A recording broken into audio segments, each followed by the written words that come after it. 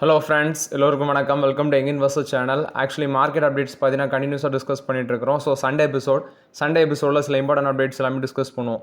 So first பார்க்கும்போது IPO details எல்லாமே கண்டினியூஸாக டிஸ்கஸ் பண்ணிட்டு இருக்கிறோம். அதில் ஒரு பாகமாக தான் மோஸ்ட்லி நிறைய பேருக்கு Tata capital, LG electronics IPO கிடச்சிருக்கு. இது போக ஒரு 3 ஐபிஓஸ் பார்த்தீங்கன்னா மார்க்கெட்டில் ஆக்டிவில் இருக்குது. ஒன்று ரூபிகான் ரிசர்ச், இன்னொன்று வந்து கனரா ரோபாக்கோ, இன்னொன்று வந்து கனரா ஹெச்எஸ்பிசி லைஃப். ஸோ இதில் ரூபிகான் ரிசர்ச் டிஸ்கஸ் பண்ணியிருந்தேன். அரௌண்ட் 10 to 13% வரைக்கும் லிஸ்டிங் இன் இருக்க சான்ஸ் இருக்குது அப்படின்னு சொல்லியிருந்தேன். இது போக கனரா ரோபாக்கோட ஐபிஓ சொல்கிறேன். ஸோ ஐபிஓ டேட் பார்த்தீங்கன்னா October 9 to 13 க்ளோஸ் ஆகுது. ஃபேஸ் வேல்யூ 10 இருக்குது. Issue price 253 to 266. ஒரு லாட்டில் 56 ஷேர் அவைலபிளாக இருக்கும். இது போக லிஸ்டிங் டேட் வந்து October 16 சொல்லியிருக்காங்க. அலாட்மெண்ட் வந்து October 14. ஸோ இவங்களோட ஃபினான்ஷியல் ஸ்டேட்டஸ் எடுத்து பார்க்கும்போது அசெட்ஸ் வந்து கண்டினியூஸாக இம்ப்ரூவ் ஆயிருக்கு. 23, 24, 25 அடுத்தது லாஸ்ட் குவார்ட்டர். ஸோ அப்படி எடுத்து பார்க்கும்போது அசெட்டோட வேல்யூ கண்டினியூஸாக இன்க்ரீஸ் ஆயிருக்கு. டோட்டல் இன்கமும் 23ல் 204 கோடி, 24ல் 318 கோடி, 25ல் 404 கோடி, அது மாதிரி லாஸ்ட் குவார்ட்டரில் 121 கோடியாக இருக்குது. ப்ராஃபிட் ஆஃப்டர் டேக்ஸ் 79 கோடி, 151 கோடி, 190 கோடி, லாஸ்ட் குவார்ட்டரில் 60 கோடியாக இருக்குது. இது போக எபிட்டா 112 கோடி, 201 கோடி, 264 கோடி, 81 கோடி அப்படி கண்டினியூஸாக இன்க்ரீஸாக இருக்குது. நெட்வொர்த்தும் பார்த்தீங்கன்னா ரேப்பிடாக க்ரோத் ஆயிருக்கு. இது போக ரிசர்வ்ஸ் அண்ட் சர்ப்ளஸும் கண்டினியூஸாக அப்படி இன்க்ரீஸ் ஆகிட்டு தான் இருந்திருக்கு. லாஸ்ட் குவார்ட்டரில் 461 கோடியாக இருக்குது அப்படின்னு சொல்லியிருக்காங்க ரிசர்வ்ஸ் அண்ட் சர்ப்ளஸ். ஸோ இவங்களோட profit after margin 4 to 7.24% improve ஆயிருக்கு. ப்ரைஸ் டு புக் வேல்யூ வந்து 8.84% இருக்குது. இது வந்து மார்க்கெட் வேல்யூ பார்க்கும்போது, அதாவது மார்க்கெட் கேப்லேஷன் பார்க்கும்போது 5304 கோடியாக இருக்குது இந்த கம்பெனியோட மார்க்கெட் கேப்லேஷன். லிஸ்டிங் எண்ணி பார்க்கும்போது கனரா ரோபாக்கோட லிஸ்டிங் எண் வந்து அரௌண்ட் கிரே மார்க்கெட் ப்ரீமியம் பார்க்கும்போது 35 இருக்குது. ஒரு இதில் 3 நாளுக்கு முன்னாடி 35 இருந்திருக்கு.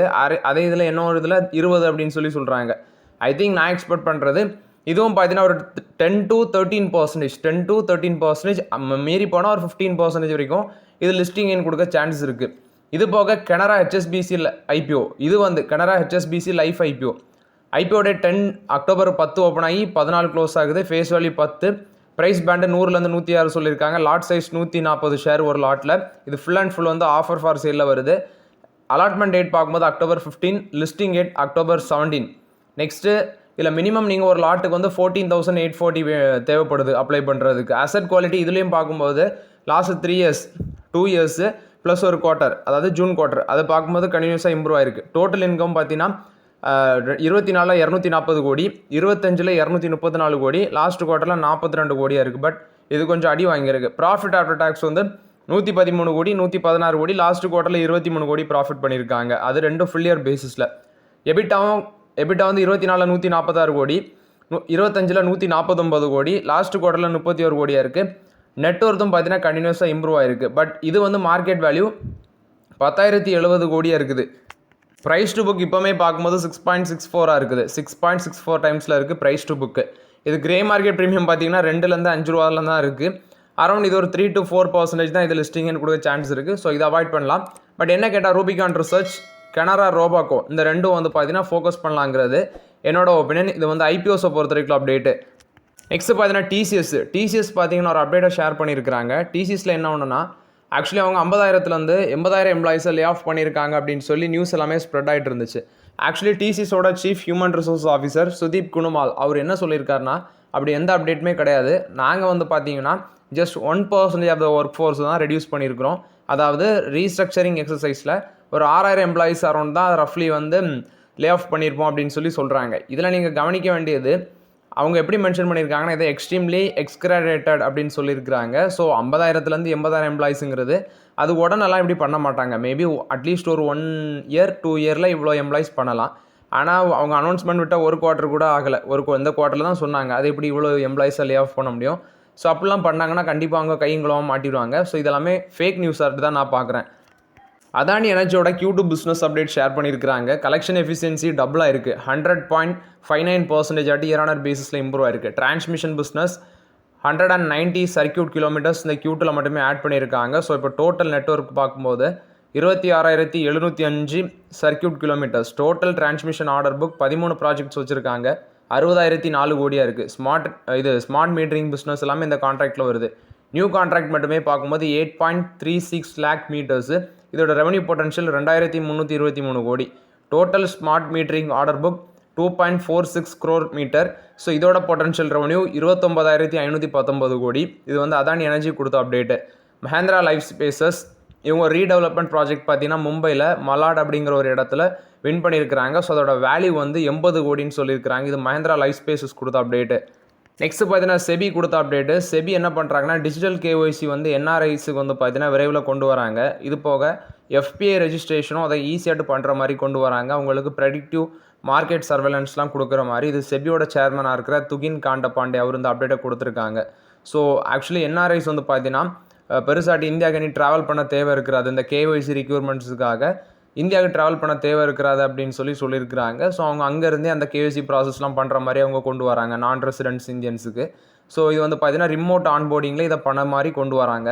இது செபி இந்த அப்டேட்டை ஷேர் பண்ணியிருக்காங்க. அது மாதிரி எஃபிஐ ரெஜிஸ்ட்ரேஷனும் இனி வந்து ஃபாஸ்ட்டாட்டு ஈஸியாட்டு பண்ண மாதிரி கொண்டு வந்திருக்காங்க.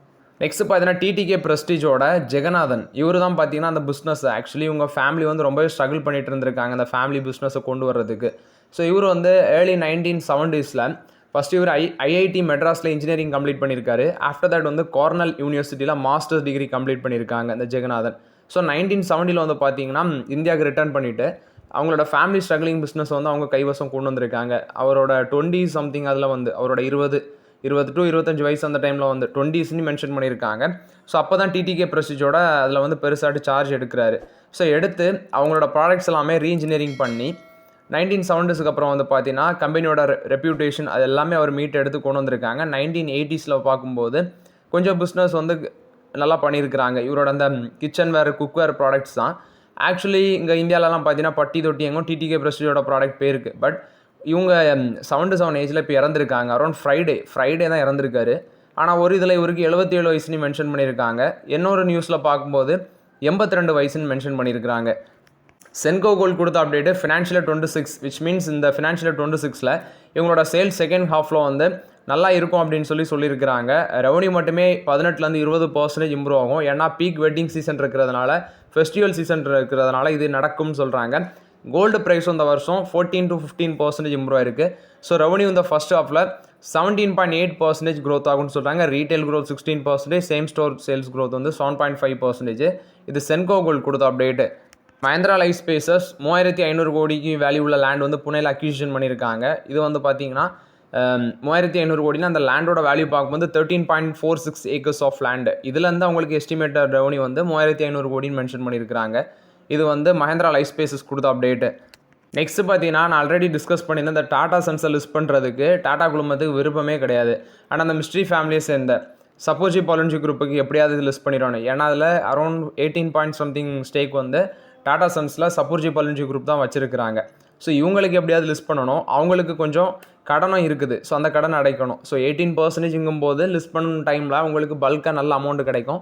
எக்ஸிட் பண்ணிவிட்டு போனால் அவங்க கையில் நல்ல காசு. ஆனால் அவங்களுக்கு வந்து அந்த எய்மில் வந்து அதை லிஸ்ட் பண்ணணும். ஆனால் டாட்டா குழுமத்துக்கு லிஸ்ட் பண்ண வேண்டாம்.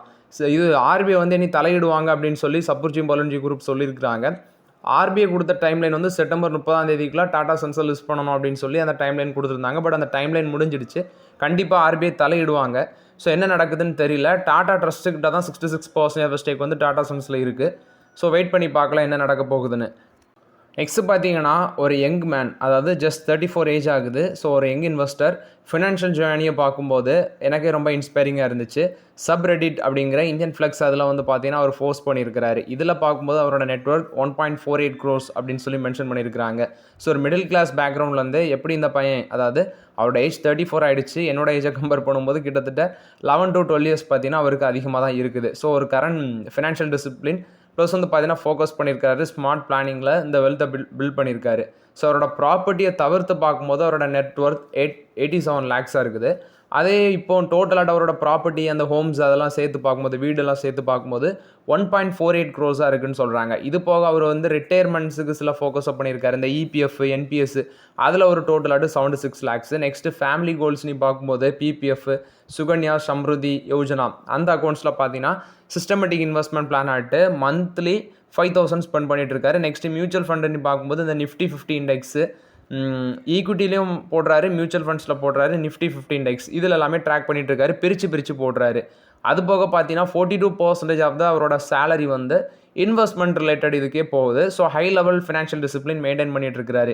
இது போக ஒரு டேர்ம் இன்சூரன்ஸ், நெக்ஸ்ட் வந்து ஹெல்த் இன்சூரன்ஸ் அவங்களோட பேரண்ட்ஸுக்கு, அது ஒரு 3 crores பார்த்தீங்கன்னா போகுது. இது போக அவங்களோட சில்ட்ரனுக்கு ஹையர் எஜுகேஷன் பிளானிங்கு சுகன்யா சம்ரிதி யோஜனா ஸ்கீம், அதில் வந்து பார்த்தீங்கன்னா ஒரு பிளான் போட்டு வச்சிருக்கதாட்டு சொல்லியிருக்கிறாங்க. இது போக அவரோட நெட்ஒர்த் வந்து 18 monthsல மட்டுமே 30 lakhs வந்து கெயின் ஆயிருக்கு அப்படின்னும் மென்ஷன் பண்ணியிருக்காங்க. இதுதான் வெல்த் கெய்னிங் ப்ராசஸ்ஸு. சில பேருக்கு வந்து பார்த்தீங்கன்னா சீக்கிரம் கிடைக்கலாம், சில பேருக்கு கொஞ்சம் டைம் எடுக்கலாம். பட் 34 ஏஜில் இவ்வளோ இது வந்து மிடில் கிளாஸ் பேக்ரவுண்டில் வந்து அச்சீவ் பண்ணியிருக்கிறதுங்கிறது ரொம்பவே அப்ரிஷியேட் பண்ண வேண்டிய விஷயம் தான். ஸோ இவரோட நேம் வந்து கிடைக்கல, பட் அவரோட யங் மேனுன்னு தான் போட்டிருக்காங்க. நேம் எனக்கு கிடைக்கல. ஸோ கிடச்சிருந்தா நான் கண்டிப்பாக அப்டேட் பண்ணியிருப்பேன். ஸோ ஓவராலாட்டு இதுவே நமக்கு வந்து பார்த்தீங்கன்னா ஒரு ரோல் மாடலாக இருக்கட்டும் அப்படின்னு சொல்கிறேன். நாட்கோ ஃபார்மா கொடுத்த அப்டேட்டு, சவுத் ஆஃப்ரிக்கன் பேஸ்ட் கம்பெனியாக இருக்கிற ஆட்காக் இன்கிராம் அப்படிங்கிற ஃபார்மசிட்டிக்கல் ஜெயிண்ட்டு 135 வருஷம் பழமையான கம்பெனி, இதை அக்யூஷன் பண்ண போகிறாங்க. ஸோ இது வந்து பார்த்தீங்கன்னா இப்போ அக்யூஷனுக்கு அப்புறம் ப்ரைவேட்லி தான் நடக்குது இந்த deal. So after the acquisition நாட்கோவும் பிட்வெஸ்ட்டும் பார்த்தீங்கன்னா ஒரு ஜாயின்ட்லி ஓன் பண்ணுவாங்க. நாட்கோட்டையும் majority of the share holding இருக்கும், அந்த பிட்வெஸ்ட் அவங்கள்ட்டே majority of the share holding burden இருக்கும். ஏன்னா அவங்களும் கொஞ்சம் ஷேர் வச்சுருப்பாங்க, இவங்களும் ஷேர் வச்சுருப்பாங்க.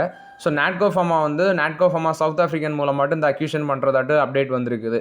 ஸோ இதோட வேல்யூ பார்க்கும்போது கிட்டத்தட்ட $4 பில்லியன்ஸ் அப்படின்னு சொல்கிறாங்க. அதாவது அமெரிக்கன் வேல்யூ, இது சவுத் ஆஃப்ரிக்கன் வேல்யூவில் $4.2 பில்லியன் அப்படின்னு சொல்கிறாங்க. $4.2 பில்லியன் அப்படின்னு சொல்லி மென்ஷன் பண்ணியிருக்காங்க. ஜூலையில் தான் மென்ஷன் பண்ணது. இந்த ஆட்காக் இன்கிராமில் 20% ஸ்டேக் வந்து நாங்கள் வாங்குகிறோம் அப்படின்னு சொல்லி நாட்கோ ஃபார்மா சொல்லியிருந்தாங்க. இப்போ ஆர்டினரி ஷேர் எல்லாமே நாட்கோ ஃபார்மா வாங்க போகிறதாட்டு சொல்லியிருக்கிறாங்க. ஸோ பிட்வெஸ்ட்டும் இனி நாட்கோ ஃபார்மாவும் இந்த கம்பெனியில் பெரிய ஷேர் ஹோல்டர்ஸாக இருப்பாங்க. ஆட்காக் இன்கிராமோட 98% ஷேர் ஹோல்டர்ஸ் வந்து இந்த டீலுக்கு ஃபேவராக தான் ஓட் போட்டிருக்காங்க. இது போக இந்த கம்பெனி 1890, அதாவது 1890s ஒரு ஸ்மால் ஃபார்மா கம்பெனியாட்டு ஸ்டார்ட் பண்ணி இப்போ சவுத் ஆஃப்ரிக்கன் மார்க்கெட்டில் ஒரு லீடிங் கம்பெனியாட்டு, குறிப்பாட்டு கன்சியூமர் ஹாஸ்பிட்டல் ப்ராடக்ட்ஸ் இதில் எல்லாமே பார்த்தீங்கன்னா செவரல் பிராண்ட் வச்சு ரன் பண்ணிட்டு இருக்கிறாங்க. இது நாட்கோ ஃபார்மாவுக்கு ஒரு பாசிட்டிவ் அப்டேட்டு. ஒரு வாரத்துக்கு முன்னாடி தான் நாட்கோ ஃபார்மாவுக்கு ஒரு ஃபேவராட்டு டெல்லி ஹைகோர்ட் ஒரு ஆர்டர் கொடுத்துருந்தாங்க. அந்த ராட்ஷே டீல், அதாவது இவங்களும் வந்து லேக் கணக்கில் விற்கிற அந்த ரிஸ்டி பழம் அந்த ட்ரக்கை வந்து இவங்க ஜஸ்ட் 16,000க்கு வந்து மேக் பண்ணி விற்கலாம் அப்படின்னு சொல்லி கோர்ட்டு உத்தரவு போட்டிருந்தாங்க. ஸோ நாட்கோ ஃபார்மாவுக்கு ஒரே வாரத்தில் ஒரே கல்லில் 2 மாங்காய் அடிச்சிருக்குது. நெக்ஸ்ட் பார்த்தீங்கன்னா அமெரிக்கன் டெக்னாலஜி கம்பெனிஸ் எல்லாமே சைனாவோட ஆங்கரை இப்போ ஃபேஸ் பண்ண ஆரம்பிச்சிருக்காங்க. டொனால்ட் ட்ரம்ப் வந்து எகைன் 100% டேரிஃப் வந்து சைனீஸோட இம்போர்ட் மேலே போடுறாங்க. ஏன்னு பார்க்கும்போது சைனா வந்து நவம்பர் 1 சில இந்த ரேர் எர்த் மேக்னெட்டுக்கான எக்ஸ்போர்ட்டில் வந்து சில ரெஸ்ட்ரிக்ஷனை போட போகிறதாட்டு சொல்லியிருக்கிறாங்க. இதனால் இப்போ சைனாக்கும் அமெரிக்காவுக்கும் பார்த்தீங்கன்னா மறுபடியும் இந்த டேரிஃப் சண்டை ஸ்டார்ட் ஆகிருக்குது. ஸோ இது எப்படி போகுன்னு தெரியல. லாஸ்ட் அமெரிக்கன் மார்க்கெட் க்ளோசிங் எடுத்து காமிச்சிருந்தேன், நெகட்டிவில் தான் க்ளோஸ் ஆயிருந்துச்சு. 2%, 2.5% இந்த டவ் ஜோன்ஸ், S&P 500, நாஸ்டாக்லாம் விழுந்துருந்துச்சு. ஸோ அதுக்கு ரீசன் இங்கே தான் இருந்திருக்கு. இவங்க வந்து 100% டேரிஃப் சைனா இம்போர்ட் மேலே US அகைன் போட்டிருக்காங்க. இது எப்படி போக போகுதுன்னு தெரில. ஸோ பொறுத்து இருந்து பார்க்கலாம் என்ன நடக்குதுன்னு. அது மாதிரி ட்ரம்ப் வந்து என்ன கிளாரிஃபை பண்ணியிருக்காருன்னா, ஜி ஜின்பிங்கு கூட இருக்கிற அந்த மீட்டிங்கும் வந்து பார்த்தீங்கன்னா கேன்சல் ஆகலை அப்படின்னு சொல்லி தான் மென்ஷன் பண்ணியிருக்கிறாங்க.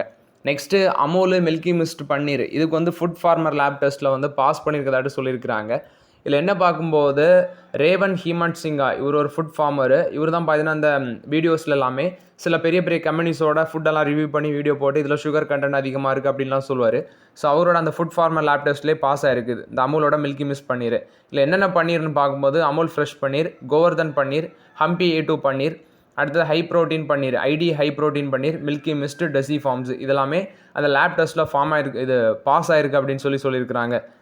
ஸோ ஓகே ஃப்ரெண்ட்ஸ், ஆக்சுவலி இந்த வீடியோவில் சில இம்பார்ட்டன்ட் அப்டேட்ஸ் எல்லாமே டிஸ்கஸ் பண்ணோம். அந்த வீடியோ உங்களுக்கு பயனுள்ளதாக இருந்துச்சுன்னா லைக் பண்ணுங்கள், சப்ஸ்கிரைப் பண்ணுங்கள், கமெண்ட் பண்ணுங்கள். Okay friends, thank you.